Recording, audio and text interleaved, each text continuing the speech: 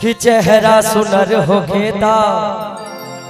पल्लवी जी मेरा आपसे कहना है कि आप इतने अच्छी खूबसूरती लेकर के आज पूर्णिया के धरती पे आए हैं, तो आपके लिए दो लाइन कि चेहरा सुनर हो खेता और छुपावल ना जाला, आई चाहे बाला के ऐसे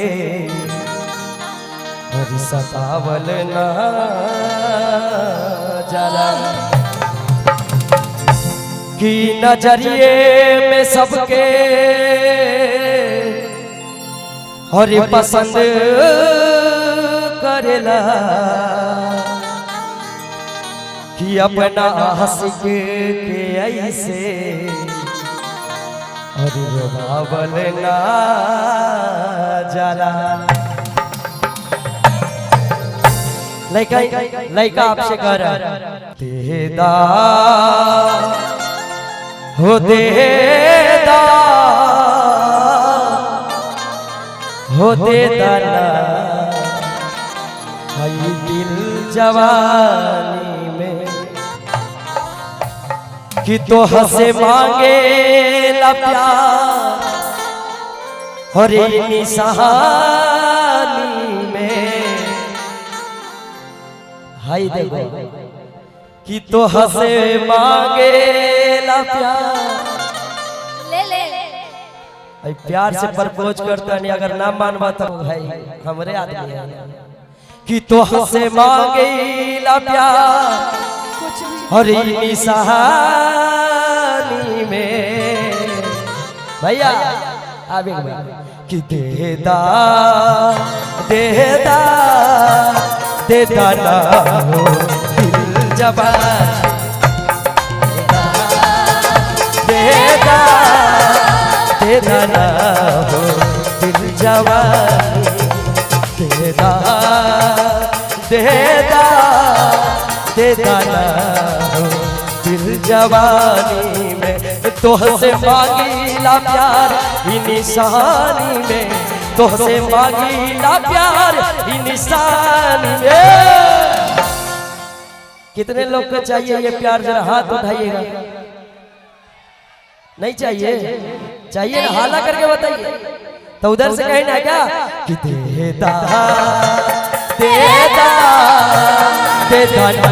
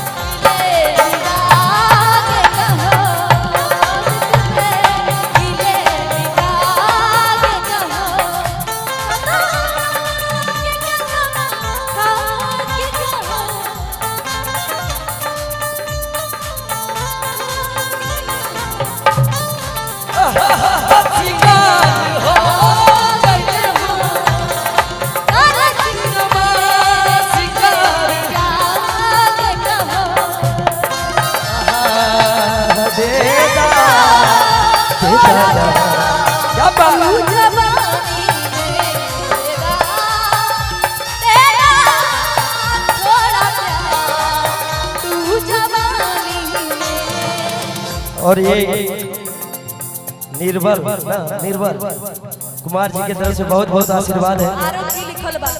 और कहना है पल्लवी अगरबत्ती, और इधर आपका ध्यान इधर होना चाहिए, क्योंकि आपसे हम प्यार की बात कर रहे हैं।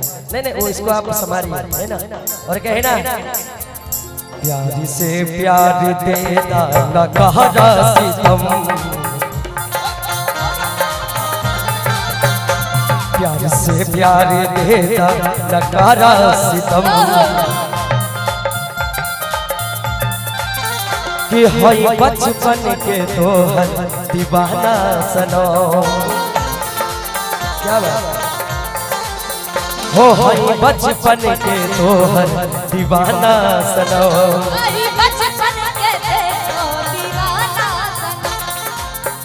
कि प्यार के रंग भरदा हो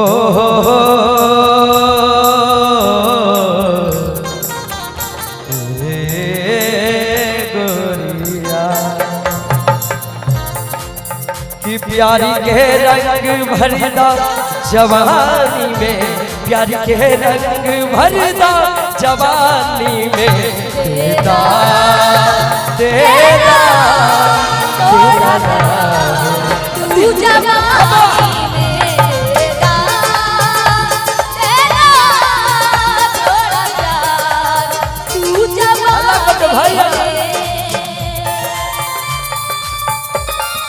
क्या बात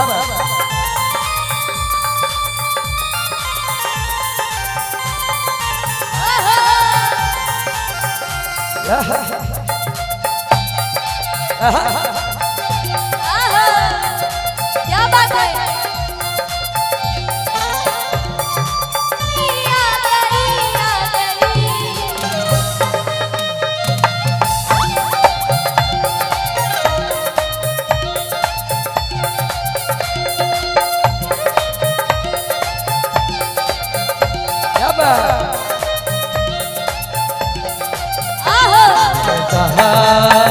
देदा देदा तू जवानी में देदा तेरा थोड़ा प्यार, तू जवानी में। और लड़का का कहत, लड़का इतना न प्यार कैले बा, लड़की के प्यार में पागल हो गए, झुरा के कहत रे का भैया कि तू ना मिलबू ता छोड़ के शहर जाइब हो, तू ना मिलबू ता छोड़ के हम चल जाई हो, तू ना मिलबू ता छोड़ के शहर जाइब हो, तू ना मिलबू ता छोड़ के हम चल जाई हो तोहरे नाम के जहर खा के मर जाइब हो, तोहरे नाम के जहर खा के मर जाई हो तोहरे नाम के जहर खा के मर जाई हो, तोहरे नाम के जहर खा के मर जाई हो। कि फेरो कबहू ना मिलब,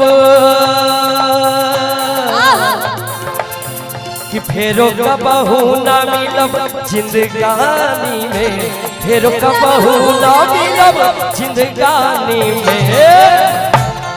Pallavi ji I love you, I love you. आप भी पी के आए क्या? हम पीते नहीं, हम जीते हैं प्यार के लिए। क्या सर? मतलब आप लोग के सामने आज कुछ बोल रहे देखिए हैं, नहीं, जी आई लव यू। हमारे साथ कुर्सी वाले भैया लोग भी हैं। बिल्कुल एक जोरदार ताली होना चाहिए। क्या बात है, वाह लव यू।